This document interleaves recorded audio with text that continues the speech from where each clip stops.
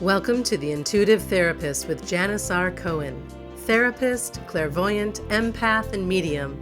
Listen in as she takes a no-nonsense deep dive into real human struggles and how to resolve them. Janice will share channeled information from her spirit guide team, as well as angels and archangels, to help you master your emotional, physical, financial, and spiritual destiny. And now, Janice R. Cohen. Hey y'all, this is Janice Cohen, the Intuitive Therapist, here on the Intuitive Therapist podcast. Have you ever wondered what drives you to do the things you do? Well, I'm excited to speak with you today because I want to talk to you about a topic that I really talk about with all of my clients, and it's very close to my heart, and it's allowed me to help hundreds and hundreds of my clients radically understand themselves and help them make massive changes at last in their lives. One of the ways that I'm able to facilitate clients experiencing these massive mindset shifts is that I talk to them about what they truly need and how they meet those needs, either in unhealthy or healthy ways. So get out your pen and paper for notes and some exercises. I want to talk to you a little bit about human needs psychology. Human needs psychology was birthed from Abraham Maslow's work around different levels of human needs. You've probably heard of Abraham Maslow's work. He has this hierarchy of human needs. And he was a well-known psychologist in the 50s and 60s who was best known for creating Maslow's hierarchy of needs. And it's a theory of psychological health that's predicated on fulfilling the innate human needs in priority, which culminates in self-actualization. That's the ultimate goal. So if we were able to understand our own needs, then we can begin to understand really anybody else's needs, our partners, our family members, our friends, our colleagues, our bosses, literally anyone. That's how powerful this strategy is. And with this type of laser-like understanding of yourself and of others, you can navigate any relationship with ease. I promise you. You'll be able to pick up things so quickly. When you're able to identify these things within yourself, you can actually adjust your behavior to meet all of your needs in healthy ways and end negative patterns. And you'll have a much more specialized understanding about the nature of your relationships with others, as well as understand why others behave the way they do. As I talk about these needs, they're called the 6 human needs, and we all have them. I'd love for you to look at yourself, but also take a moment to identify the needs of the people in your life, maybe the people that are closest to you, your family members, the people you most interact with, maybe your boss, your friends, your colleagues, your partners, whoever's in your very, very close circle. And think about how you might be able to identify what needs drive their behavior. And I promise you that if you become proficient in identifying the needs within yourself, you are going to have a much easier time navigating any relationship, any interaction you're in, because you're going to quickly learn what other people need and how you can meet their need in healthy ways as well. It's kind of like you got a secret in your back pocket.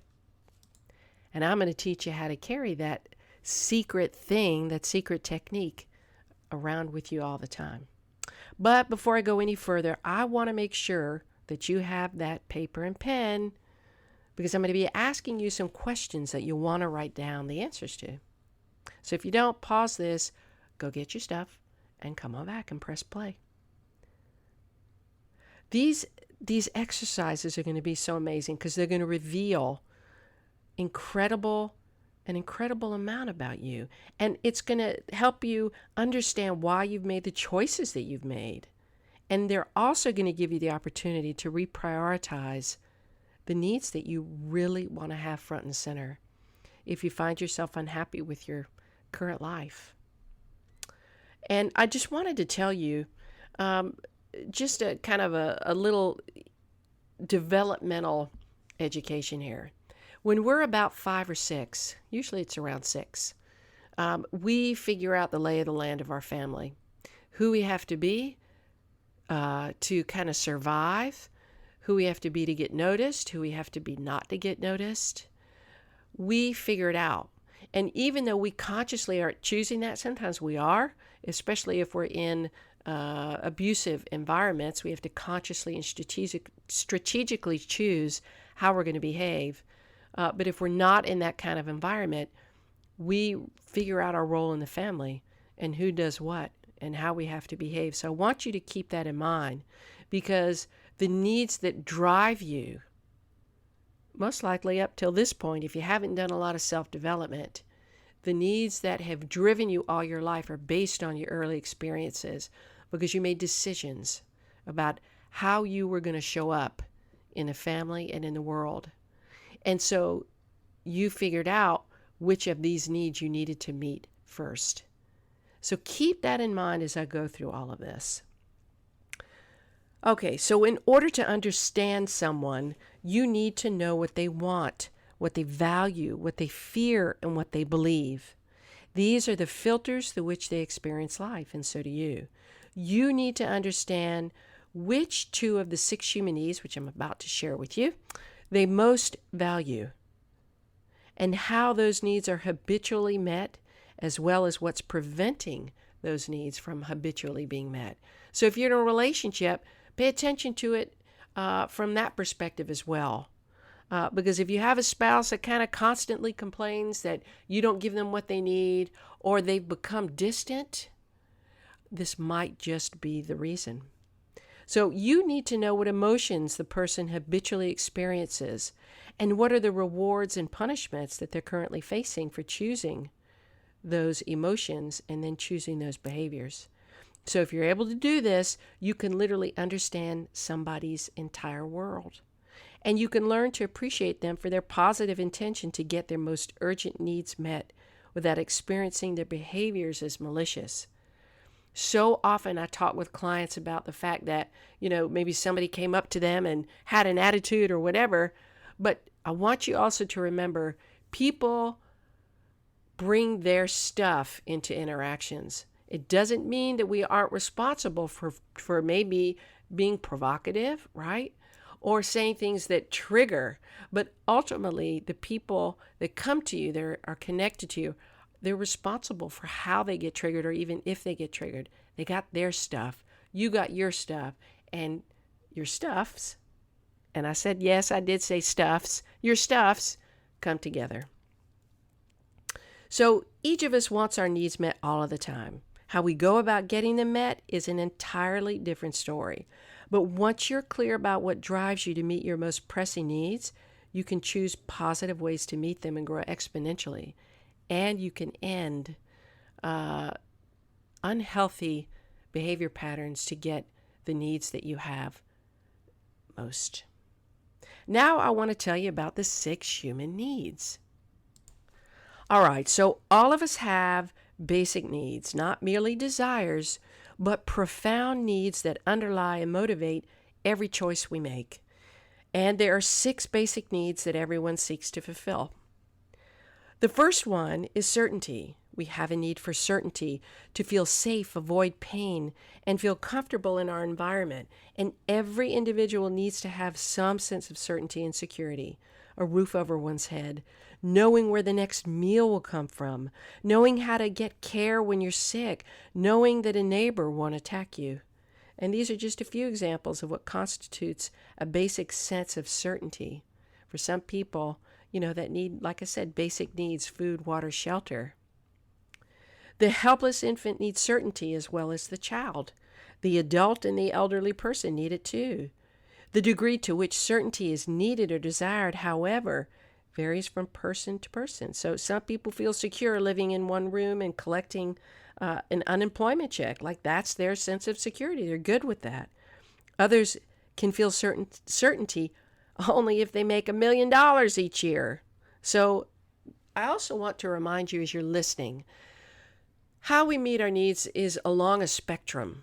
Okay, so when we talk about this, we talk about ways to, on the right, ways to meet your needs in a healthy way. All the way on the left, ways that you meet your needs in an unhealthy way. And then, of course, everything else in the middle of that is the spectrum. So just think about that as you think about these needs. So the first need is for certainty. Even though some certainty is necessary to all of us, what constitutes certainty varies from individual to individual, and that's what I'm talking about when it comes to the spectrum of meeting your needs.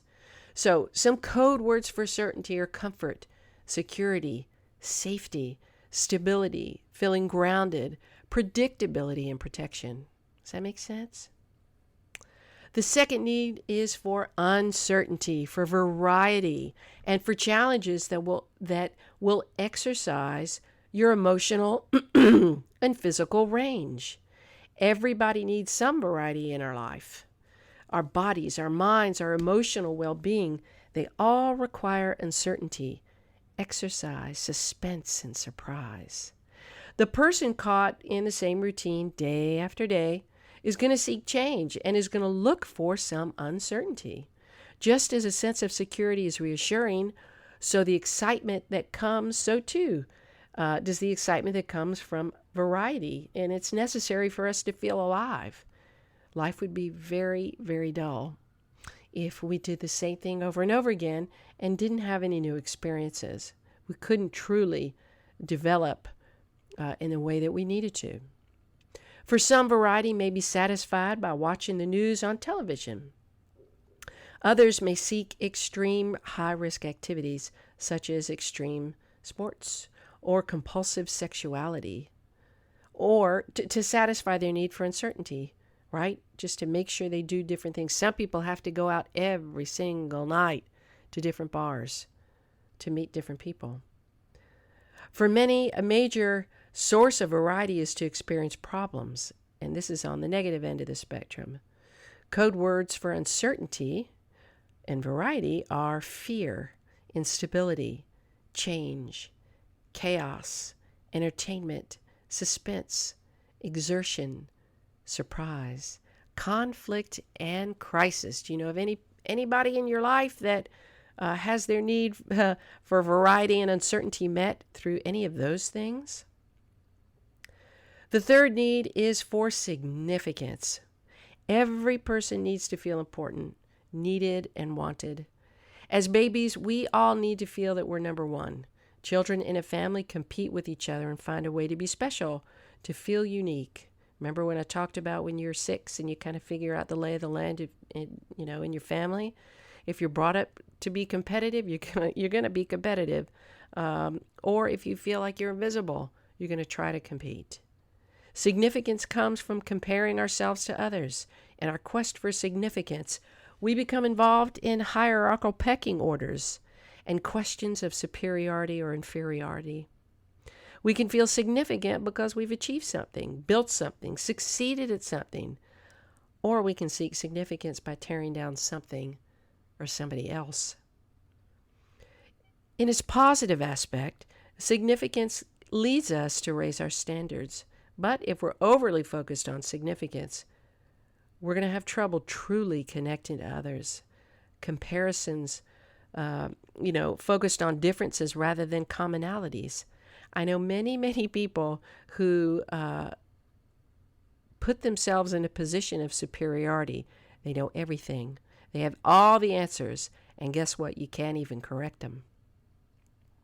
For some, significance comes from providing for the family. For others, from doing meaningful work. Some need to make a major contribution to humanity. Some require immense wealth. Some people achieve a sense of significance from failure, by being the worst at something, or from having low self-esteem. Whatever the measure of significance, a sense of being important is necessary to all human beings.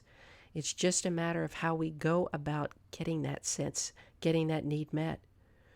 Code words for significance are pride, importance, standards, achievement, performance, perfection, evaluation, discipline, competition, and rejection. The fourth need is for the experience of love and connection. Everybody needs connection with other human beings, and everyone strives for and hopes for love. An infant needs to be loved and cared for during a long period of time if it's to develop normally. Infants who are not held and touched, they will die. This need for love continues throughout our lives. It's epitomized by the concept of romantic love. The one person who will devote their life to us and make us feel complete. In some cultures, romantic love doesn't even exist. It's replaced by the love of relatives, friends, and a tribe. Some people rarely experience love, but they have many ways of feeling connection with others. In the community and even in the workplace, the need to be loved is characteristic of all human beings. Code words for love and connection are togetherness, passion, unity, warmth, tenderness, and desire. The fifth need is for growth. When we stop growing, we die. We need constantly to develop intellectually, emotionally, and spiritually. We grow and change physically as we develop from infancy to adulthood to old age. We grow and change emotionally with every single experience that we have. And we grow intellectually as we respond to events and to the world around us. We grow. Anything that you want to remain in your life, your money, your health, your relationship, your happiness, love, must be cultivated, developed, and expanded. Otherwise, it will degenerate.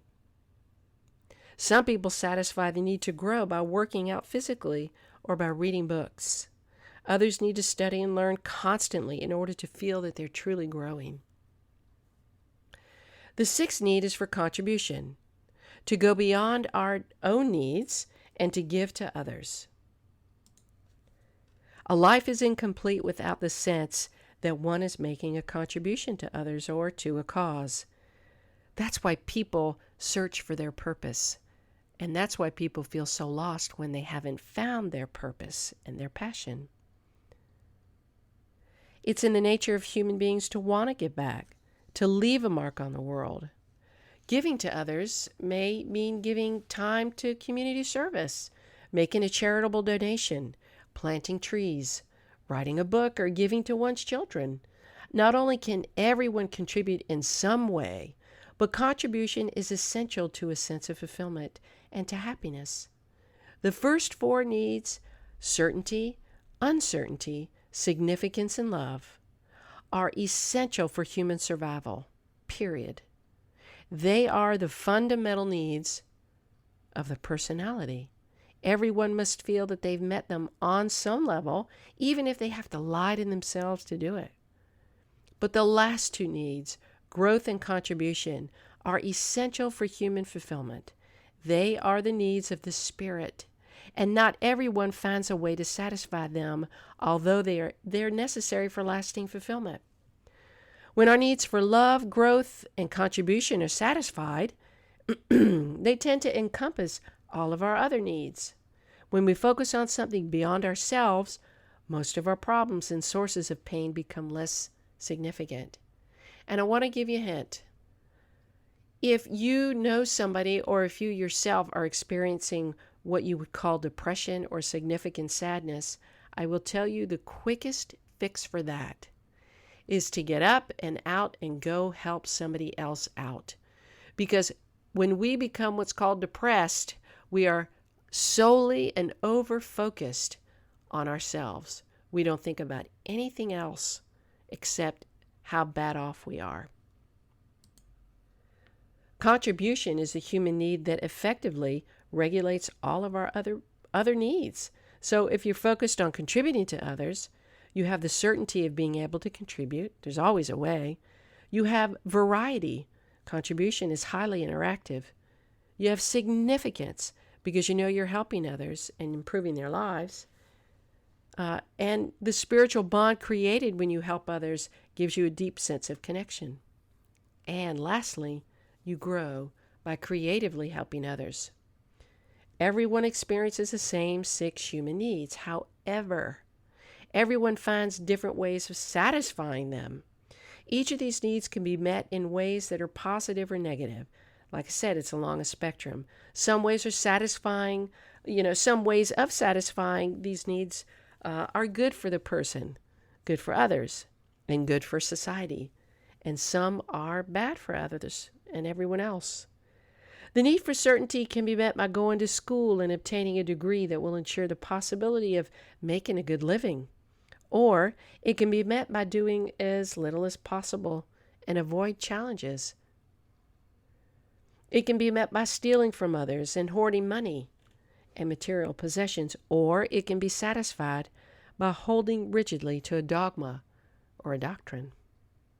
The need for uncertainty and variety can be satisfied by reading on different subjects and meeting different kinds of people, or it can be met by engaging in high-risk sports or by risking one's life through violent behavior. It can be met by engaging in extramarital affairs or simply by watching a movie once in a while and just changing things up. The need for significance can be met best by being the best at something or by being the worst. The need for love and connection can be satisfied through performing good deeds and being kind, or by dominating others who are forced to show appreciation. Think of North Korea and North Korea's leader. One can grow into becoming a better person or a despicable human being. One can contribute to the destruction of others or to the well-being of many. As in everything human, there are paradoxes involved in the experience of these needs. A person may have a strong need for certainty, but also a strong need for uncertainty, and therefore might constantly suffer an inner conflict as to which need is the most important to satisfy. The need for significance is often contradictory with the need for love. It's difficult to love somebody who constantly has to feel important. That's why so many successful people who satisfy their need for significance through work have trouble in their close relationships, and often they feel like they're not truly loved, so they become workaholics, and most of their relationships fail. Okay, so now it's time for you to do the work. You've written down what the 6 human needs are. You're familiar with them. Now what I want you to do is on your paper, write 1 through 6 down. 1, 2, 3, 4, 5, 6 on different lines. Okay? And I want you to list your needs in the order that they are most important to you. Number 1 being the most important need, and number 6 being the least. And take a few moments to do that. Next, I want you to write below that a 1 and a 2. Okay? And you're going to have, it's going to be the first need and the second need. So now I want you to identify what your 2 most important needs are. And as you write them down, I want you to determine, I want you to identify how they've determined the course of your life. I hear a lot of people kind of, they'll say, but, I have a need for love and for significance. Well, you probably do, and you may. But which one truly trumps all of your decisions? And if you're truly honest with yourself, all of your actions. And then write down, take a few moments, how does this need, the need for certainty, the need for variety, the need for significance, the need for love and connection, the need for growth, the need for contribution, how does that determine the course of your life? How does that impact it? What does it get you to do? How does it get you to be? Who do you become with that need? And then go ahead and identify that second need as well. Okay, the third part is, now that you know your top 2 needs, I want you to think about this question. What would change in your life if one of them changed? And are you ready to change which needs you value most? So when you look at your life and you think about, okay, for the most part, I've made all of my decisions out of a need for certainty. I don't want to take risks. I need to know and be able to predict life, and so that's why I have a schedule, and I'm rigid about time, and I have certain expectations.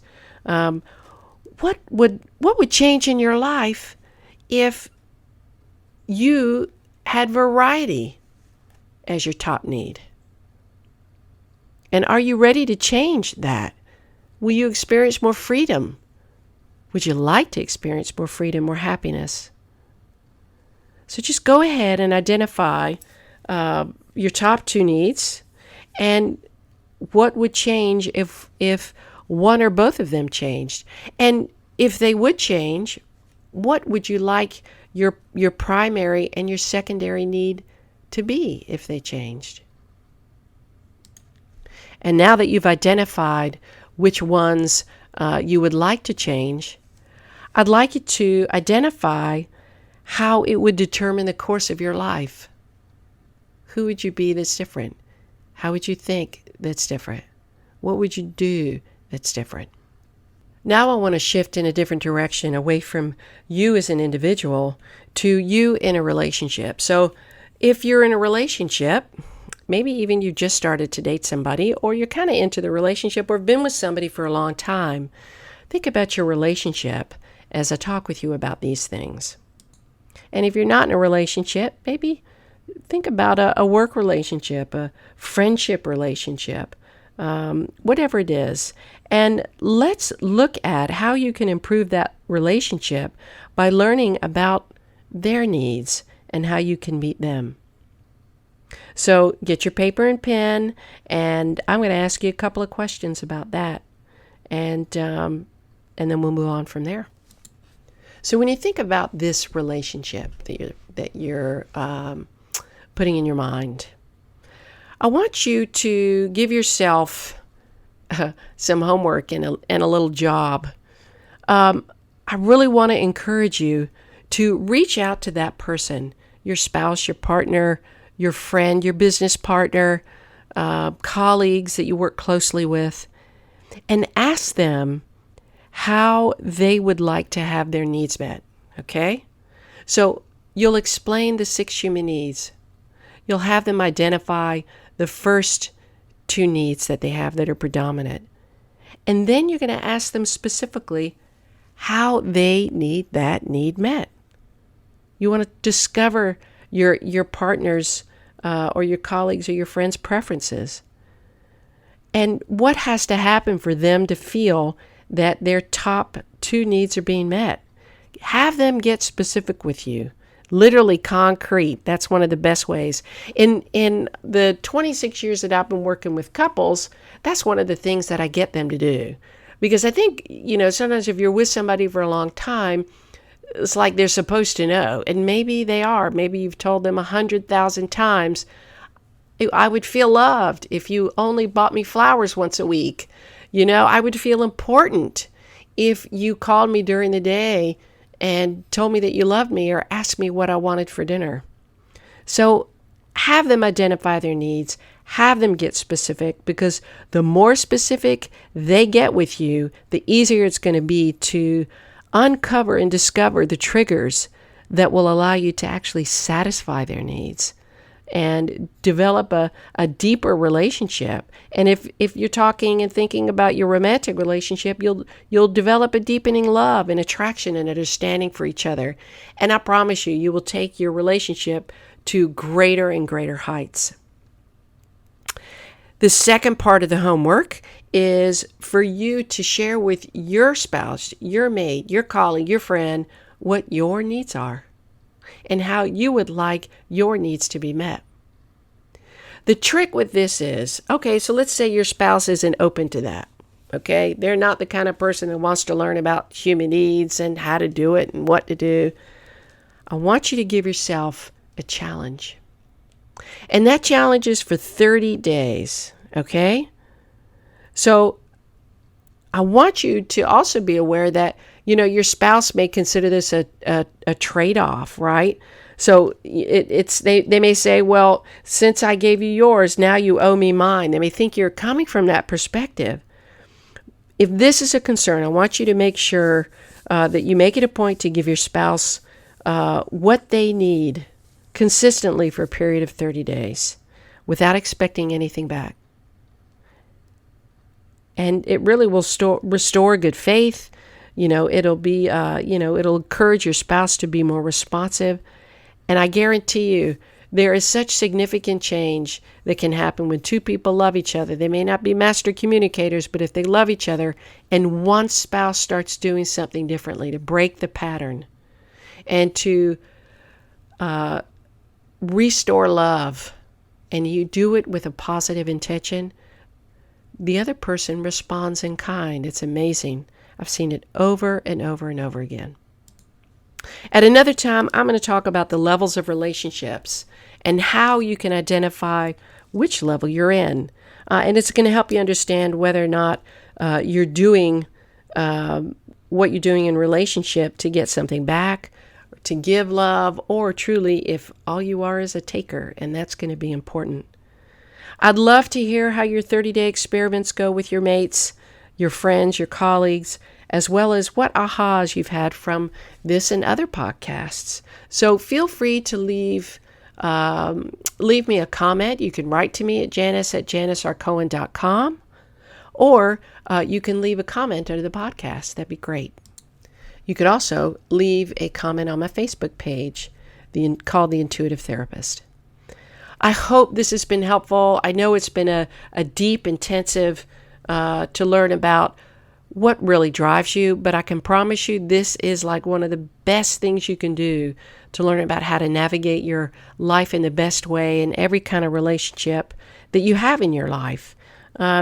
If you feel like you're struggling with one of these and you really want to have variety as your first one instead of certainty as your first need, and you just don't know how to move out of the mindset that you're in and you want to experience some breakthroughs, give me a call at 404-558-3971 or write me, janice@janicrcohen.com, and let's talk, because I feel pretty confident I can help you.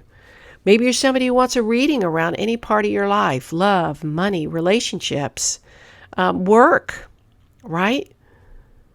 Your future. Do the same thing. Reach out to me, Facebook, or at janice@janicrcohen.com, or call me, 404-558-3971, and it would be my pleasure to do a reading for you, because there's such amazing stuff that comes through.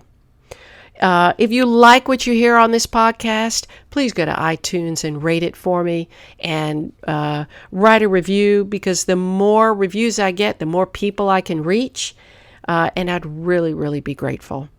Wishing you a wonderful day, a blessed week, and as always, live intuitively.